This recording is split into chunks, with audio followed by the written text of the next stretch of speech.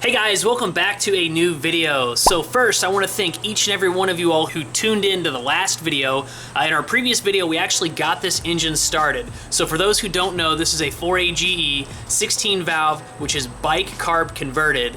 And last video, we finally got it started for the first time. So if you all have not seen the previous video, please take a second to check. I'll put a link up here somewhere for the previous video. Take a second to watch that so you're kind of caught up to where we are today with this build and this engine. So before I get started into anything else, I want to clear up a couple of things with the engine and the first start from last video. So a lot of you all commented that it's really not a great idea to run this engine without a header. And yes, that is definitely true. You risk actually damaging your valves if you don't run a header because it allows those valves to cool down very quickly. The headers kind of keep that heat inside and close to the valves where it kind of dissipates a little bit slower. So I can definitely see where that is a problem. However, with this, it was really just a first start. So I don't think I even had this engine on longer than about 10 seconds or so. And after I was done, I actually felt up in here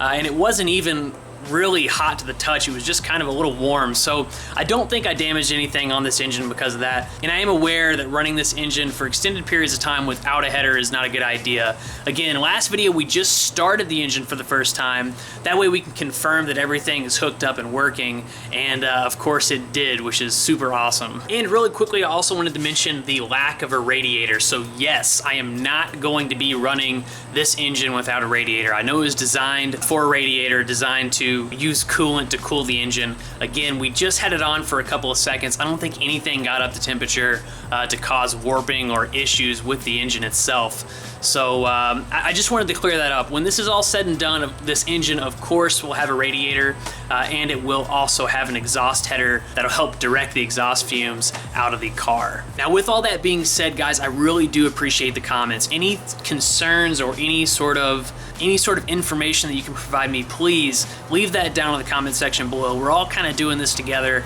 This is my first time doing all this stuff, so there is a good possibility that I'm gonna miss some really simple things. So if you all see something wrong, definitely please feel free to leave a comment in the comment section below. I try to reply back to all of those comments, and hopefully if it's something that I don't know that you do, we share the information and everybody wins.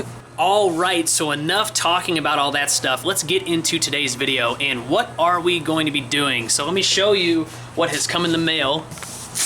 We're going to be installing a battery box. Why are we installing a battery box? Well, the battery is going to be relocated to the trunk of this car, and when we have it in the trunk, I don't want it to just be open to the elements. So we got a battery box. We're going to go ahead and set that up in the trunk and get everything relocated to the back.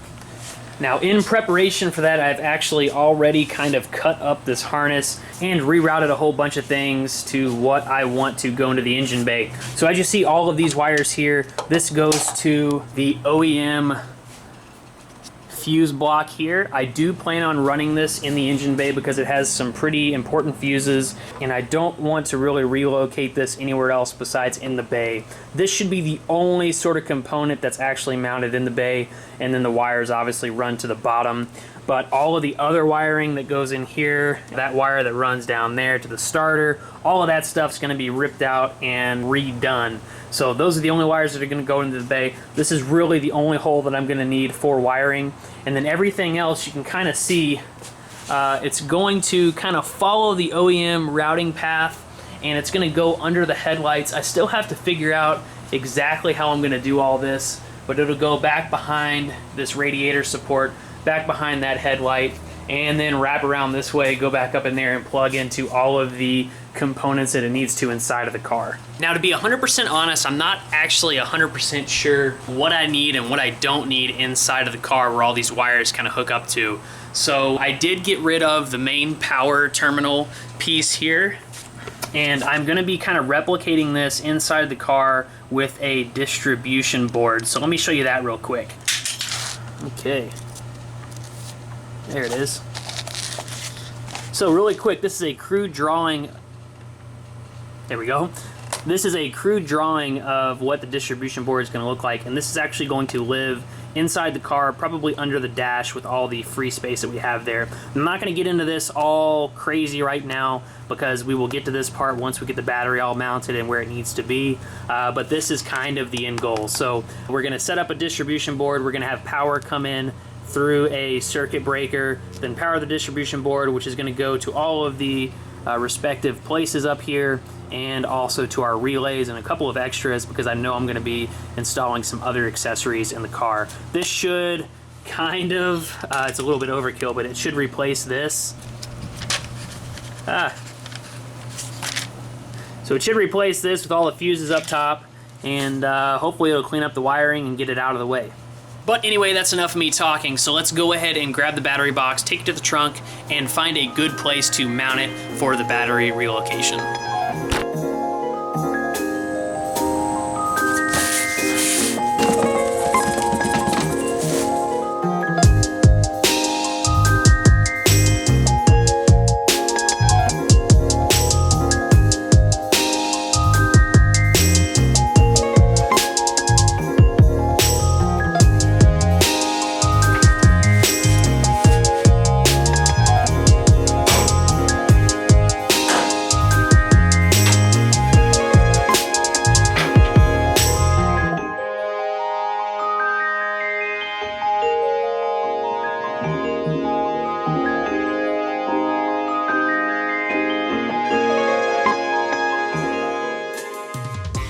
Alright guys, so I have the threaded rods pretty much installed. Now I know a lot of you are thinking that, hey, the gas tank is on this side and hopefully I didn't drill through the gas tank. Well, I took that into account before I started, and as you can see that threaded rod sits in a recess, and that recess is actually enough for me to put that bolt and nut on the end there.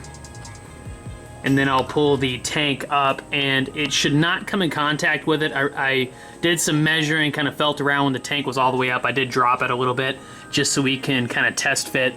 And then this one comes right out of the, let's see if I can grab it here. This one comes right out of the frame. It's actually in the instructions to mount it through the frame so it won't actually ever come loose if you get in an accident or something. But anyway, the gas tank goes up and there's a recess here. You can't really tell from this angle, but this does not hit the gas tank. So we should be good to go there. We're gonna try it out here in a second and see how everything fits up, and then maybe tighten this gas tank back up and see how it fits.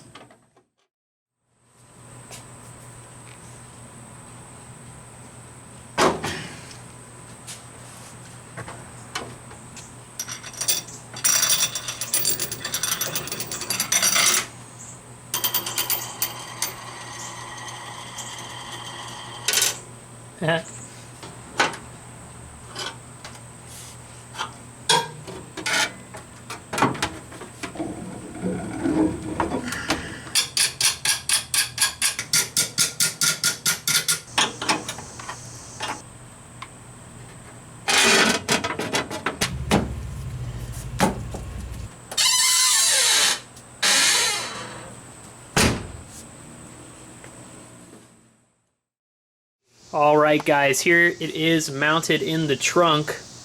The only issue I kind of ran into is it goes over top of this little gas thing here, which isn't a big deal. Worst case scenario, I'll just have to take the battery box out. But I can get this screw, and then I think I actually have enough room for that screw over there. But I don't know, maybe I just won't screw that side in. But this is where it sits. I am going to have to kind of chop this off a little bit, but I don't have a cutoff wheel. So I need to go to either AutoZone or Harbor Freight and get a cutoff wheel and make these even. But as of right now, everything's shut, even though that is a little sketchy.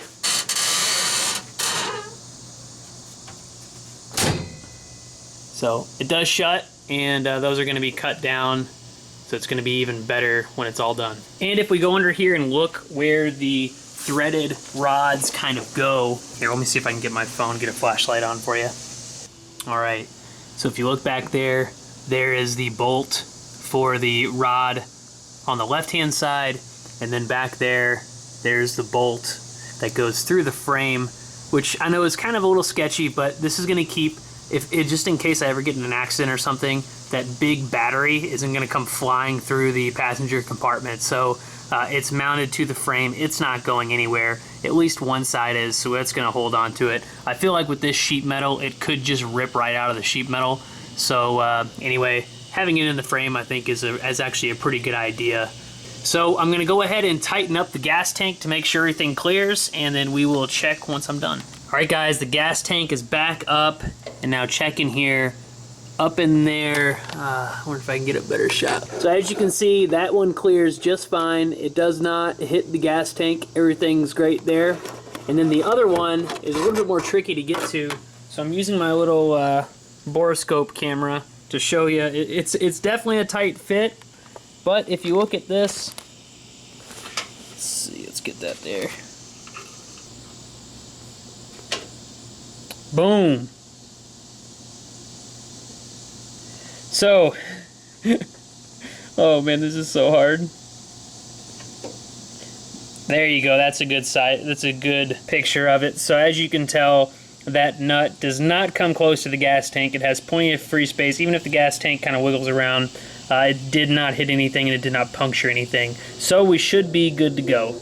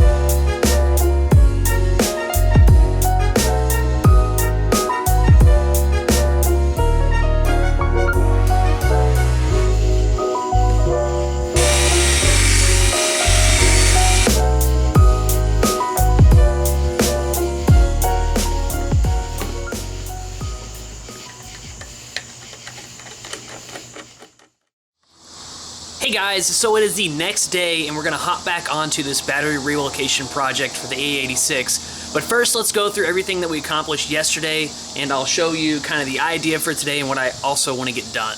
All right guys, excuse the mess. Here is where we are today. So we were able to accomplish yesterday actually getting the battery box installed and the battery installed into the battery box. We also hooked up the cables. So I have my positive battery cable here, goes through this grommet where there's a nice little cutout right here, and then if you can see back here, it goes to a kill switch. That's a 150 amp breaker, and this is going to make it super easy if I ever need to kill power to the car. So I can just walk back here, tap this button, boom, power's killed the car. So that's awesome. And then we have this negative battery terminal cable, and it goes down here, and it's going to go through the grommet that covers up the access to this bumper bolt here. And then this snakes through this opening here, down around there, and then goes to the post that I drilled and tapped. I don't know if you can see it. Let me see if I can get you all up in there. Yeah, that's a little bit better. So there's a post that I drilled and tapped on the side of the frame rail there, and it basically terminates there. So Now I probably will need to do something about this. I don't like how this battery cable is kind of laying against this raw metal. Over time and vibration, I feel like it could probably short out this cable or something. So I'll figure something else out. Worst case scenario, we'll just run the cable through that little panel and then it'll kind of pop out. I'll drill a hole down here, it'll pop out of here and then run over to this terminal post on the frame of the car. So the positive cable, you can see it connects at that opposite end there and then goes into the cab. All right, now I don't know if y'all can see very well because there is no light inside this car at the moment, but anyway, the positive cable comes out through there, runs down along, and then runs along the edge of the door seal on the passenger side, and then ends up popping out. Man, you really can't see anything. Okay, that's a little better. So then anyway, the cable runs along the door sill, and then we have the positive cable pretty much terminating here. Now, the cool thing about this, and you saw me working on it in the last video, is the distribution board, which I have mounted to the back. I don't know if you can really see it, but to the back of the glove box. So it's out of the way, out of sight, out of mind. Should be, you know, nothing should really get to it back there. And I think it's a pretty good spot for it, at least for this project. So what I'm gonna do, we are going to undo this bar there and over here and pull this whole glove box out so we can get the distribution board out of the car and do a couple more tweaks to it, get some more stuff set up. Then we'll try to finish this battery relocation. I mean, come on, how freaking cool is this? So this is the distribution board. I repurposed an old cutting board that we had. We have a million of them, so I might as well just use one for this project. As you can see, I've got two nutserts in here that hold, yeah, right there and right there, that hold the distribution board to the glove box, to the back of the glove box. And what's gonna happen, or how this is gonna work, is my positive lead that's in there in the passenger's footwell is gonna attach here. So then that's gonna provide power to these four terminals here on this little post, I don't know what you would call it, but a component here. And then I've got, so up here is gonna go straight to the starter. So I'm gonna have a cable that comes off of here and then it goes straight to the starter. Hi, Maddie. Do you like the distribution board? Oh yeah. Jeez. The cable is going to go from this post to the starter. It's going to be unfused and un-circuit breakered, I guess you could say, because it's going to, the starter pulls a lot of amps all at one time, so they actually say not to run anything from here to there. I do have the 150 circuit breaker in the back, so hopefully if anything ever goes wrong, that thing will trip before anything else. But anyway, that's going to go to the starter. This is going to go to the alternator. It's a 70 amp circuit breaker, which I think, if I'm not mistaken, that particular alternator I have produces like 75 amps or something like that. So anyway, then I'll have this post come over here and then shoot off to the alternator.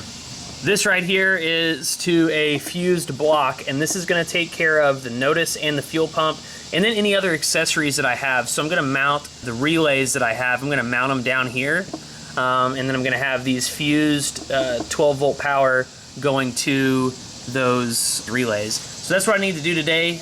We need to finish this up and then get the relays mounted, hooked up, and then test everything out. And then once we have all that done, we will be sorting through this wiring mess here, getting everything run into the cabin and hooked up where it needs to be.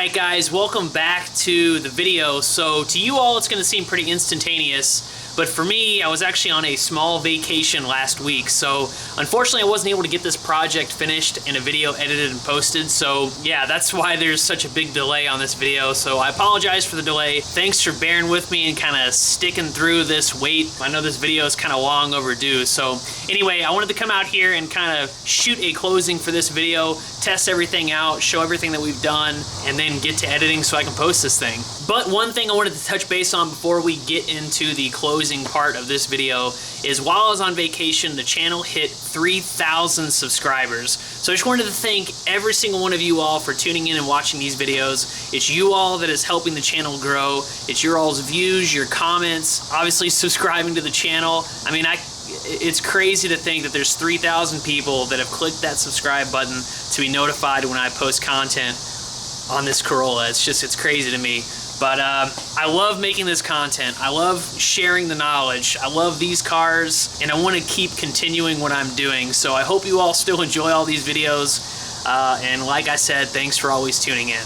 Now with all that out of the way, let's go ahead and wrap up this video. So real quick, I'm going to go over everything that we've done, and then we're going to try to kind of start this engine, or at least crank it over, to make sure all the changes actually work. Alright guys, so starting up front, the big thing here is that the battery is gone, and all the wires running to the battery, they're gone. So they've been rerouted. The only thing that's still in this engine bay is this wire back here that kind of runs to this oil pressure. I think this is an oil pressure sensor. And then also the reverse light wires that run to the transmission. That cable I'm not worried about. We're gonna get that swapped out. I'll probably do that off camera. It's just a couple of wires that I'm gonna probably run through a hole in the transmission tunnel, so it's kind of hidden and out of the way. That cable will be gone. That ground cable is going to be rerouted somewhere else. Not a big deal. But once all that's done, all of these wires will be gone. So literally in the bay, all you're going to see is this fuse box in a little wiring harness area right there. That's it. Everything else is going to be tucked, hidden away. You're not going to see any of that stuff. Over here, this wiring harness is also going to be severely stripped down. The only thing that I need is the connector for the windshield wiper motor. Everything else, it's gone. Which takes me over here to what we kind of messed with. So all of these wires got pulled out from inside the bay where they originally were and got rerouted following the OEM wiring harness. As you can see here, a bunch of these wires were cut and spliced, and a majority of them are the wires that go to the alternator for signal and all that kind of stuff. And then a couple of other wires, which were the wires that were on the positive post that was connected. Well, let me see. Let me go grab it real quick. Well, crap. I don't know what I did with that post, but when the battery was in here in the engine bay, there was a positive terminal and then a fused, like a fused block that some wires ran to. That terminal basically got cut off, and then the wires that were running from there came out of here and started following this OEM wiring harness. And it's all going to be kind of tucked together and taped up and nice and clean, for at least for the time being. So these wires go in here and they go into the passenger compartment, and then once in the passenger compartment, they pretty much go up underneath the dash and over to the glove box. And you all have seen a lot of this already, but basically all the wires run to the glove box area, because behind the glove box is a distribution board that we kind of went over a little bit earlier in this video. So I'm not going to pull this out because everything's hooked up and everything's pretty much good to go.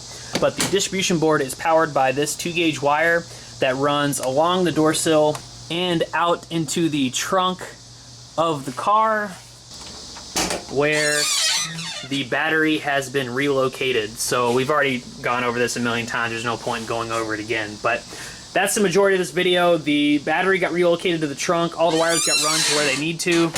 And I've got a nice, cool distribution board located behind the glove box, out of sight, out of mind. It's in a super cool place. It's convenient. I think it's going to be a pretty cool little mod to this car. Alright guys, so with all that pretty much covered, really the only thing left is to try the car and see if we can crank the engine over. So I'm not going to actually hook up gas because we've already test fired the engine. It starts. My main thing is I want it to try and crank over. So let's go ahead and connect the battery terminals to the battery. Alright, we got our positive there. We got our negative here. And we got to close this little circuit breaker back here. Okay, so everything should be live right now. I don't see anything on fire. That's cool. All right, I'm gonna run inside, grab the keys, and we'll try to test fire this thing and see if everything's hooked up right. All right, guys, so I got the keys. I'm gonna go into the cabin of the car and try to start this thing. Now again, all we're really listening for is for the engine to crank over, and you're gonna hear the fuel pump when I turn the key on, and the Nodiz should start flashing as well. So we'll try to do it this way, and then I'll take you all in the cab to show you everything's working in there. All right, here we go.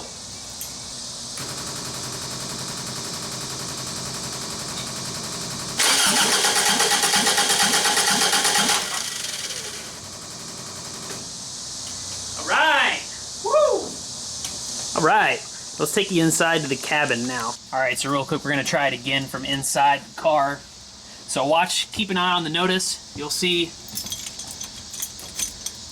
turn the accessories on, nothing comes on except for the clock and stuff. Then we go over to the Nodiz, you hear the fuel pump turn on, Nodiz turns on, and crank it over.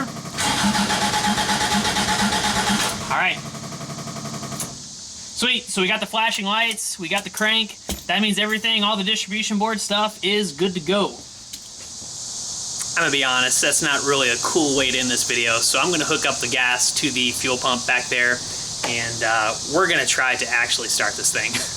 All right, guys, let's try to fire it one more time with the gas hooked up, because I wanna make sure it does actually start.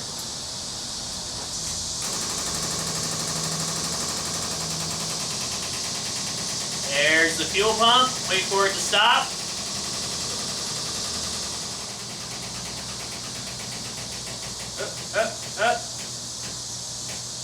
All right, I think we got fuel in the engine. Let's go.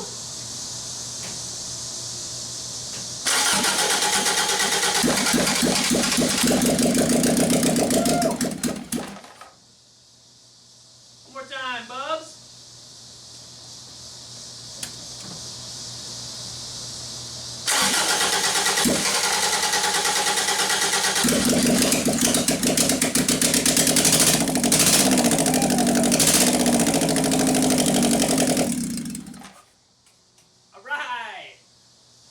Oh, whoops, probably should have put that on better. Oh well. All right, that ending's much better. So the engine does actually fire. That means all the wires and the battery and everything got relocated and everything's hooked up correctly. So the engine can actually fire. That's great news. So from here, pretty much the next thing that we need to do is take this engine back out. Why are we going to be doing that? Well, we're going to be hopping onto the engine bay and getting this engine bay shaved and prepped for paint. So then pretty much once we get this engine bay shaved and we get everything painted in there, then we're moving on to the body and we're getting the body finished. There's a couple of small little things that I need to fix, and I've actually been in contact with someone that knows a painter, so that might be a really good thing. I do still want to paint this myself, but I'd love to have a little bit of paint expertise to help me along the way. So that's a really cool thing. We are gonna test the bay. I feel pretty confident that I can paint the bay decent. So the big thing is we are gonna shave all the holes, all the little teeny tiny holes all over the place, all the seams that go crazy all over the place inside there, and fix any rust issues we might run into. But yeah, pretty much the next video, I think we're pulling out the engine and we're gonna move directly into the engine bay to get that thing going. Guys, as always, thanks for tuning in. If you all like this sort of content, please smash that thumbs up button. If you're new to the channel and like all this sort of content that you're seeing here, please consider pressing that subscribe button below and maybe even taking the little bell notification to be notified. Battery relocation, distribution board, car starts, a little bit of wiring. I think this video is pretty much a wrap. So anyway, stay tuned for more AE86 content, and until next time, I'll see you later. But seriously, thank you all for subscribing to the channel. We're on our way to 10K.